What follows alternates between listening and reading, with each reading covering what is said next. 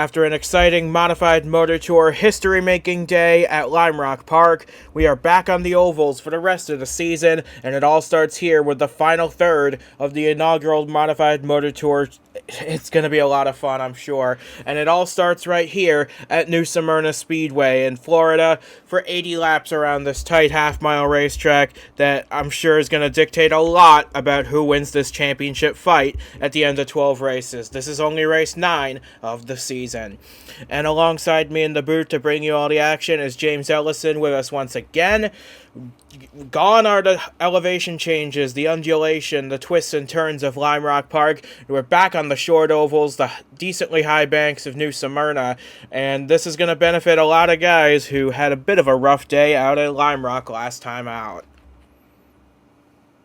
Oh yeah, this is going to be real fun. I'm really looking forward to this because now short track racing is always fun, and you always look forward to seeing what it can do or what the drivers can do on those tracks. It's always a fun time. Lime Rock was pretty interesting. Well, for the most part, you ask anyone who didn't win, and they'll tell you a different story. But it's gonna be real fun to see how they react, how they handle things. Because obviously, inaugural season, every track is a new track for this series, at least for this year. Absolutely. It's going to be a bit of adventure into the unknown, but these guys are well prepared, as they always are, for what is to come over the next 80 laps. As we can now bring you the starting lineup for today's 80 laps of action at New Smyrna, and for the first time since Daytona to start the season, Ashton Blevins is on pole position. He's looking to get his second win of the season to extend his points lead after the hard charge Christiaan van Heerden has put on over the last few weeks. He starts down in 6th place. But we've got a lot of other challengers looking to stake their claim. Elias Bershi looking to climb up the order. He starts 3rd. Nicolas Santiago looking for that first career win after a top 10 in every race this season. He lines up 4th. There's a whole lot of stories to keep our eye on today, and a lot of drivers looking to dethrone the 56 as a championship favorite. Yeah, the championship favorites are always ones to watch, but you always got to watch out for some of the sleepers, especially early enough in the season. But it's obviously getting down to the wire now, a little closer to the wire. But I really think that this is going to be really interesting to see. We obviously got to watch out and see if Van Heerden can continue his momentum. But it's a little bit of work to do because Blevins is no slap. Absolutely not. It's going to be fun to see how they all get on around 80 laps at New Smyrna, and I think we're ready to bring you that action now. It's the One-Up Modified Motor Tour from New Smyrna Speedway and the Green Flag, getting set to get this great race underway, so stay tuned for that. Getting set for a fast and frenetic 80 laps at New Smyrna, it is Blevins and Chase James on the front row. The green flag is out. We're racing in New Smyrna Speedway, and look at the field. They're so tightly packed together for this opening exchange. Look at this. The field's still double file every row deep as they barrel off into turn 3 to complete the lap. Yeah, and Blevins, no surprise, he's already up there and clearing for the lead. Well, almost clearing, but still got an advantage now. He's clear as they continue to fight behind him. I wouldn't say he's clear just yet, because Chase James is putting a fight up out of this. He is rocketing around the outside, but eventually even he has to give way to the almighty force that is Ashton Blevins. But Nicolas Santiago, he's looking to get 3rd place away from Elias Bershi, and he just swipes across the 11's front nose, and he will clear for 3rd. And that's going to be a big deal, because if he can stay up here and maybe even get by the 49, even if he can't get by Blevins on the 56, that would definitely give him an advantage, because right now he is ahead of our back-to-back winner the last couple races, Van Heerden. And that's big in the point. It is big in the points, even if that battle for that truck seat has already been settled by now. But the top 10 are pretty much single file out in the front as Blevins rolls out of turn number 4 to complete lap number 5. As your race leader, he seems to be comfortable out there as the rest of the field battles behind him. Absolutely. looking through the running order here, scoring, we did see somebody slip a little bit. Juan Diaz went from 7th down to 10th, but he hasn't fallen out of the top 10, which is good for him. At the same time, what's not good is what we're seeing happen here second, at least on the receiving end of this battle. Yeah, Santiago has fought his way to the inside here of Chase James. They're fighting for second. They almost bang wheels down the straightaway. That is going to be really close between these two. But it looks here like comes Bershey as well. Yeah, the 54 is going to try and get a nose ahead, but Chase James is making this high lane work somehow. He is trying to hang on as best he can. He lets Santiago go, and now he has no choice but to let Bershey through as well, as we got caution on the Speedway for the first time tonight. Oh, no. For Victor Reyes with a big bunch of damage, and Foster Salyers in the 5 with smoke pouring out of the back of that car. That is unfortunate for both of them. They started in the back, and now that's where they're going to finish.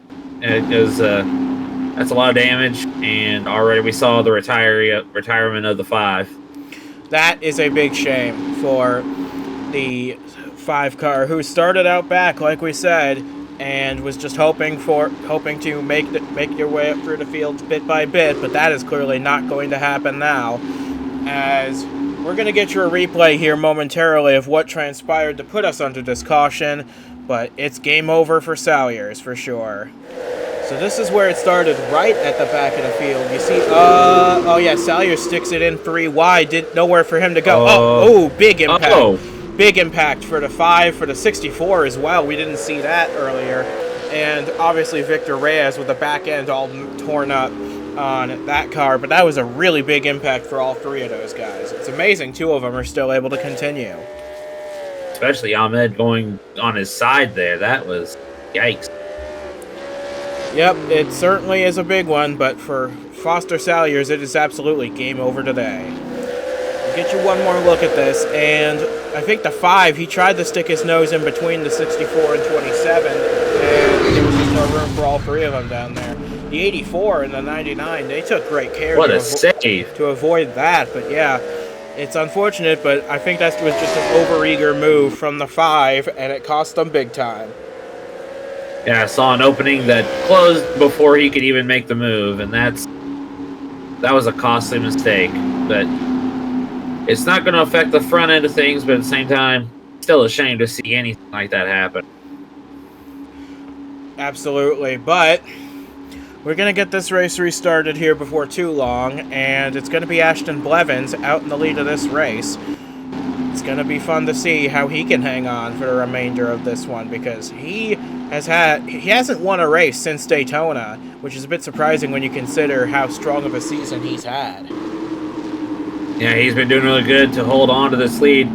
His only concern has been the streak of wins and good finishes that Christiaan van Heerden has been on a few races. But so we get the 1-to-go signal right here. We'll be going back racing on lap number 13 with Victor Reyes taking his place in the lap down lane.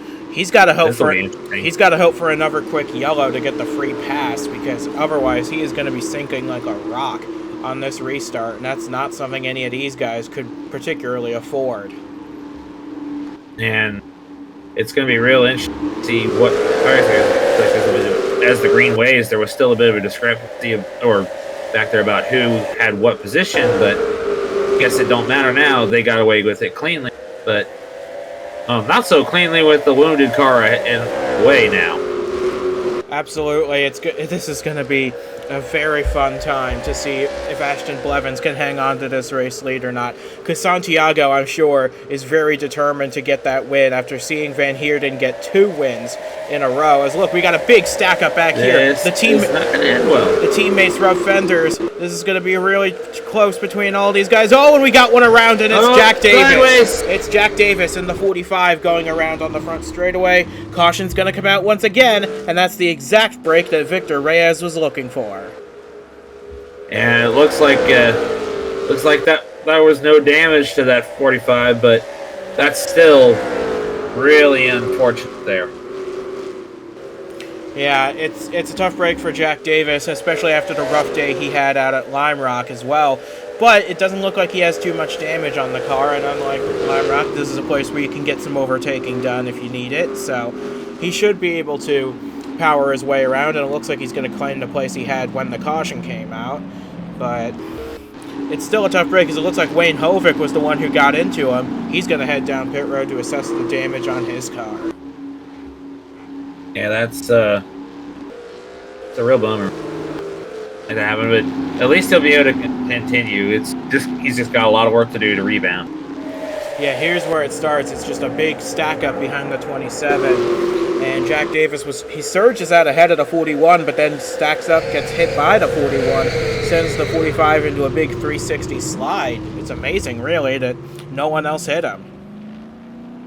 Yeah, I was expecting with that hornet's nest it was going to be a lot worse, but he was very fortunate that it wasn't. Yeah, it's a tough break for Davis, but like I said, he's definitely going to be able to recover in this race. Hopefully get a decent finishing position out of the whole deal. But we're going to get this race restarted hopefully pretty soon with Ashton Blevins. He's led every lap so far. Will that continue on for the rest of this race? We've got the 1-to-go signal once again, and this time it'll be a single-file restart because Reyes got the free pass. He'll start out back once again. But this is going to be fun to watch because Blevins has led every lap so far. He hasn't had any real challenge so far today, but can the 54 or maybe even the 11 spring a surprise on him on this restart? We'll have to wait and see. There is no lap traffic this time, so that's going to, not that it was a factor for the top two before, but there's guaranteed no interference. So as we take the green again, if Santiago wants to do something, he has his opportunity. Well, here we go. We're back underway, and down the back straightaway we go, and it looks as though Blevins has got a decent-sized gap now over Santiago, so maybe that opportunity is come and gone, because once that 56 gets rolling, he really gets going, and he leaves everyone else right behind him. And as we look back here a little bit more, we see two of the other potential contenders for the championship right here, Van Heerden and Bogdansky, but they've got a little bit of work to do as well. But right now, everybody seems to file. Yep, the field sort of single files out, but it looks like Van Heerden was going to try and move on Chase James down into turn 3. Nothing doing there. But that might open the door for Bogdansky to try and get a move on the 98. And man, those two were really close off of 4. And I think not only was Bogdansky looking to make a move on Van Heerden, but he was also playing a little defense there for a second with the car behind him. But everything's settled out for the moment. Yep, and right now Chase James trying to fend off Van Heerden, quite the opposite of what we saw at Lime Rock last time out. But look at this, Ashton Blevins has already got a really big lead over the likes of Santiago, Bershi, and Seth Bayless has snuck his way up to 4th. Great recovery from him after what happened to him at Lime Rock. Yeah, started 5th, running 4th right now. That's what you need is a good solid day to recover. Probably would prefer to be 3 positions up, but 4th place is nothing to sneeze at. Absolutely, he's needed such a good result lately to stop the bleeding, as it looks like Victor Reyes has fallen off the main group a little bit. He's probably going to be lapped by the end of this race once again. That could play a factor, though, if Blevins catches him in a weird spot. That could let the others get right back to him. Yeah, it could, and this is going to make things real interesting, because you talk about the wounded car there, that could play a factor later, but right now, I think these guys are happy to be settling things without lap car interference. It's going to be, Blevins has a near second lead, but that could all go away in an instant if he catches a lap car in the wrong spot. Doesn't look like he's in any danger of that happening right now, but actually it looks like Santiago just took a 10th out of that gap on his own, so maybe they don't even need lap car interference to make that happen. Yeah, you talk about lap cars taking a lead away. We've seen it here in just simply here in the modifieds. We've seen it. We obviously plenty of opportunities in the past to see it in the other series, but here it's real interesting to see just how lap traffic can play a factor. Absolutely, but We're taking a look now through the rest of the field. So Brian Hoffman actually had a really strong qualifying effort. Started 9th. He's currently in 11th spot. And here's Jack Davis trying to regain lost positions. He's getting underneath Luke Evans here. That it would be for 12th spot. And he's doing a pretty... Oh, contact between himself and the 57 through turn 3 and 4. That could have been a little bad for the 45. We'll see if that costs him anything in his fight to get back to the front. Didn't seem to cost him anything, but it could have cost the 57 there. But I don't think that's what he's going to be too worried about. As you see here, still things staying single file for the most part up here at the front.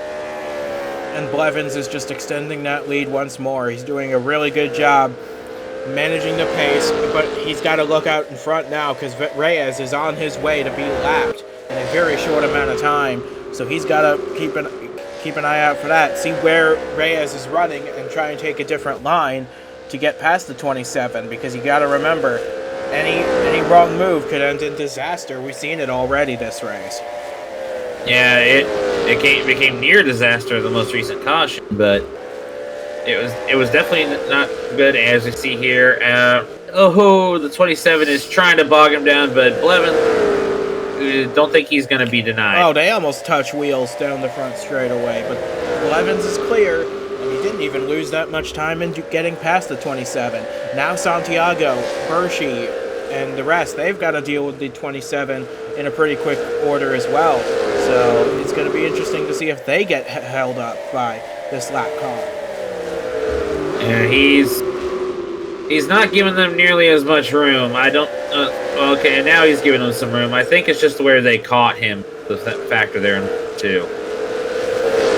Oh, and it looks like we got caution again, and this time it's for the 84, Austin Hiller in this 84 machine, and that is, whoa, he seems slow, and it looks like he's had a bit of an accident down the front straightaway, but well, he's going to come down pit road, assess the status of his car, but that's both of the Bedard cars involved in trouble today.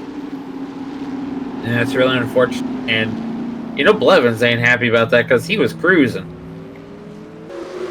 Yeah, Reyes will be happy about it, though, because he's going to get the free pass again and get back on the lead lap, and that's pretty much came at the perfect time for him. Yeah, it's just a matter of how things play out from here. Obviously, we don't have pit stops to worry about, but there's still strategy involved in the modified scene. So I'm really looking forward to seeing how this goes. But at the same time, well, we'll see how things play. So this was Austin Hiller. He was running right at the back of the field, and it looks like he's going to get a little help from the 41 of Hovik. Sends him, oh, that's a big shot into the inside wall right there. And that actually took place on the back straightaway as opposed to the front, but regardless, it put an end to the 84's race. Austin Hiller done for the day as a result of that contact. And it's unfortunate that they had that contact, because it could have been avoided, but at the same time, there's nothing that can be done about it now. It's unfortunate for 84. It's a tough break, and that is the Bedard team completely out of this race. I believe that's the first time a team has posted a double DNF in the modified so far. But they'll regroup, get ready for Flat Rock next time out, and we'll see how that goes for them. But it's still the two Fangs and Fury teammates out in the lead of this race, with Bershey third, Bayless fourth, Chase James holding steady in the top five, with Van Heerden right behind him in sixth. And we're waiting, hopefully the lights go out on the pace car this time and they do. So we're going to get restarted here on lap 43 of this race. Now this is going to be the fun part. Can Blevins hold off Santiago again? He's been strong. He's hungry. He wants to win again. He wants to prove that if anybody has anything for him in this championship fight, they're going to have to outpace him, basically just outright overall outdo him. We're about to find out, because the pace car is getting ready to pull off. There it goes. And we're going to get this race restarted with just under half of it to go. Blevins out front, Santiago in second. Green flag is out. We're back racing once again, and this time Blevins gets a good jump on the field, but Santiago is not letting his teammate get away this time. And if these two get to fighting, yeah, you got to watch out for Berchi back there. If these two get to fighting, he could capitalize. Anybody could capitalize at this early into the restart.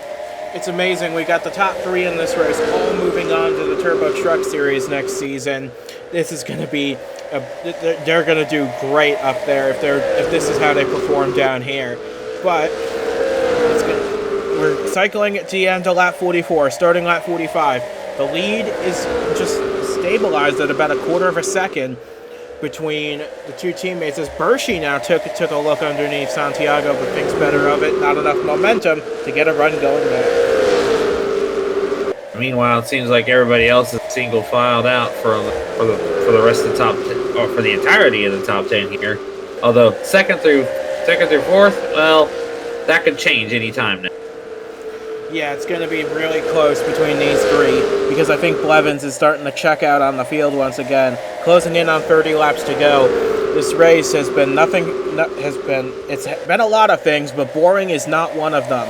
There's been a lot of racing, a lot of carnage, but Ashton Blevins, the one consistent, he's led every lap so far tonight. So far, so good. But we know what can sometimes happen, and I know Blevins isn't gonna want to smack me for saying it, but we can't just assume that this is how it's going to end. Well, last time we were in the state of Florida for these modifieds, it was Ashton Blevins leading every lap of the race, so why not do the double for both races in Florida in this series? But he's still got a little ways to go. We got about 31 to go when they get to the line, and Chase James in this 49, he is got to do a lot of work to fend off this 98 of Van Heerden, who would love another top 5, because it seems like the win just a bit out of reach for him today. Yeah, I've got a feeling that if he can get by there, well, it was looking that way for a moment. I thought maybe that Bogdansky might be able to help capitalize if Van Heerden could get inside the 49 and make a pass, but there seems to be a bit of a gap between those two and the 25 as we, of course, keep an eye on the 27 because we know he could still be a factor here. Yeah, they're probably going to catch him again to put him a lap down this once more. It's going to be, last time Blevins didn't have much of an issue trying to put a lap on Reyes, but that's no guarantee that this time will be the exact same way. Because look, now the 3 chasers to Blevins, they're a lot closer this time than they were the previous time. So, not saying it's impossible, but Santiago and Berchi and the rest, they're going to have to put their foots down if they're going to get there. Yeah, keep focused, keep pedal to the metal, and they took a little bit off right there. And if the 56 and the 27 get to fighting, even though it's only for a matter of the 27 staying on the lead lap, that's really going to open things up. Yeah, and that's about another half a tenth gone out of the lead. Santiago is starting to take a little bit of a wider line in 1 and 2 at least, and it looks like he might be trying to... No, he hugs the bottom again in 3 and 4. Just might be trying to experiment a little bit because he knows his teammate's getting farther ahead. The gap's now 0.6 of a second. And if he keeps growing, even by the time he gets to 7, if the 27 holds him up even just for a lap, that's not going to be enough if they keep falling behind. It looks like the 54 slid a little bit there. They tend to do that out of turn 4. I'm not sure why, but a lot of them have been doing that. Look, there's an example of it right there. The 9 battling at least 75 through this corner. This is for a spot outside the top 15, but it's the only side-by-side battle we've got currently in this field. Back at the front, though, Blevins extending the gap, but he's also closing in on Reyes once again. This could get interesting. Yeah, I just happened to see it for a split second before you switch back to the 54. Cameras switch back to the 54, but it's going to be interesting to see. Can Blevins do what he did the first time with Reyes? Well, we're about to find out, aren't we? Because he has caught the 27. I don't think Reyes is as keen to be lapped again this time as he was the previous time. He's going to do whatever he can to stay out in front here. And look at that. He's already holding up Blevins in a big way. Santiago just took 2/10 out of the lead on that previous lap. And look, he's right there. He's battling for the lead right now. So Blevins has to make this pass quickly or else Santiago is going to be right there. And look, he's already right there. Yeah, and this, as they finally get by Reyes, but Unfortunately for Blevins, the 54 was able to clear him easily as well. So he's gonna have to really work hard to regrow his lead. But I'd say Santiago better watch out for Bershi there as well. Yeah, this has brought the lead group right back together. The top four all single file at the front of the field. They're trying to chase down Ashton Blevins, who's led all 61 laps of this race so far. Can he lead every lap of this race and go on to win it? We're going to find out in about 18 laps, aren't we? But these four have got a decent-sized gap over Chase James, who swings low to try and get past the 27 himself. Yeah, and if these guys have any hope, should something happen before we reach that point, which we still got a little ways to go for that.